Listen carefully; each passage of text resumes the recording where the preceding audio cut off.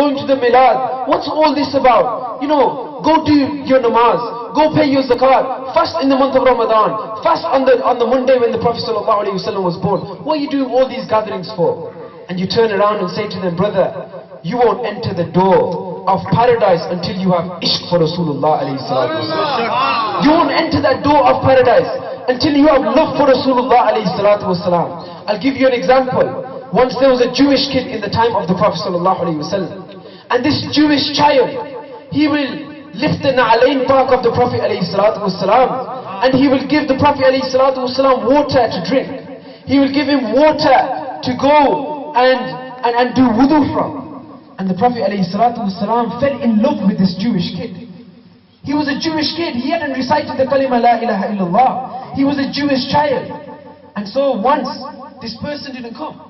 This Jewish child didn't come on the doorstep of the Prophet ﷺ. And the Prophet ﷺ asked his companions that where is this Jewish child that used to come and lift my na'alain? He used to lift my jutiyah mubarak. Where is this Jewish child? And the companion said, Ya Rasulullah sallallahu alayhi wa sallam, this Jewish child is today ill. He is ill and he is sick. He is on his deathbed. The Prophet ﷺ turned around and said, why did you not inform me of this person that lifts up my jutiyah mubarak? Why didn't you inform me about his sickness? So the Prophet ﷺ goes onto his door and knocks on there. Now imagine the Prophet ﷺ coming to your door and knocking on your door. The greatest man that stepped foot onto the face of the earth. He is knocking the door of a child, of a Jewish child. Now this teaches me human rights. This teaches me and you human rights. It's not all about, this and that. It's about human rights. Today, if a Muslim brother says something to us, we give him 10 swears back. The Prophet ﷺ is knocking on the door of a Jewish child. And then the Prophet ﷺ asks, he says, do I have permission to walk into your house? Look at the human rights that the Prophet ﷺ had. He said, do I have permission to walk into your house? The Prophet ﷺ was given permission. And he sat on the bed of this Jewish child.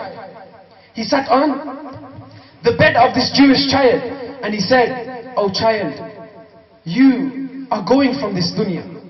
Now those that say that the Prophet ﷺ doesn't have unseen knowledge, then listen here, in this hadith, the Prophet ﷺ had this nigah, and he could see the future, he could see the unseen, and he said, oh child, you are leaving this dunya. I have a farmaish, I have a wish, and my wish is, I love you so much, you are so dear to me, even though you're a Jew, you are so dear to me because you used to lift my slippers up, you used to give me water for wudu. My wish is that you accept the kalima la ilaha illallah Muhammad Rasulullah sallallahu alayhi wa sallam. And this Jewish kid looks to his father and he says, oh father, the Prophet sallallahu alayhi wa sallam is asking me to accept the kalima la ilaha illallah. Do you give me permission to do so? And the father says, that's something that the Prophet alayhi salatu wasalam tells you. You ask me, do as you are told by Rasulullah sallallahu alayhi wa sallam. And this Jewish child says, La ilaha illallah, Muhammad Rasulullah sallallahu alayhi wa sallam. Malakul Maut comes and takes the ruh of this child, and this child enters the doors of paradise. Now my question is, that did this child read any namaz? No.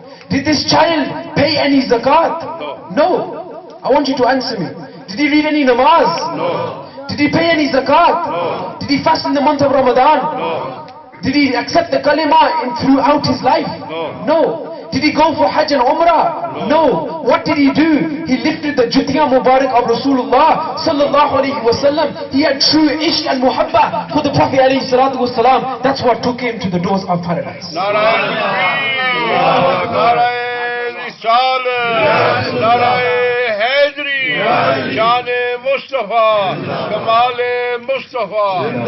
This is how much love this Jewish child had. He did no a'mal. The only thing he did is love the Prophet ﷺ, and that made him go into the doors of paradise. Now I'm not saying that don't love and don't do actions. Don't pray your salah. Yes, pray your salah. Why? Because when you sell yourself to Allah, then you have a duty upon you. But without a'mal, you can't enter the door of paradise.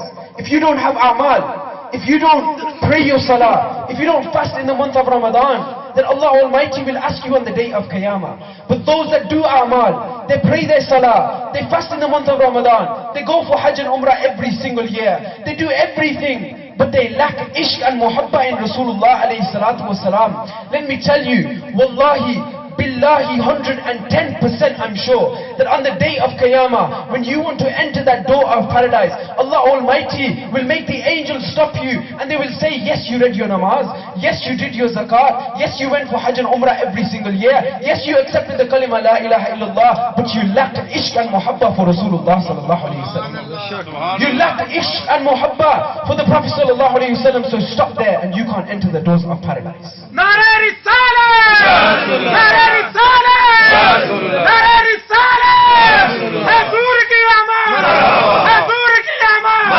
حضور کی امان فرمایا اہل سنت I don't know how much time I've got left.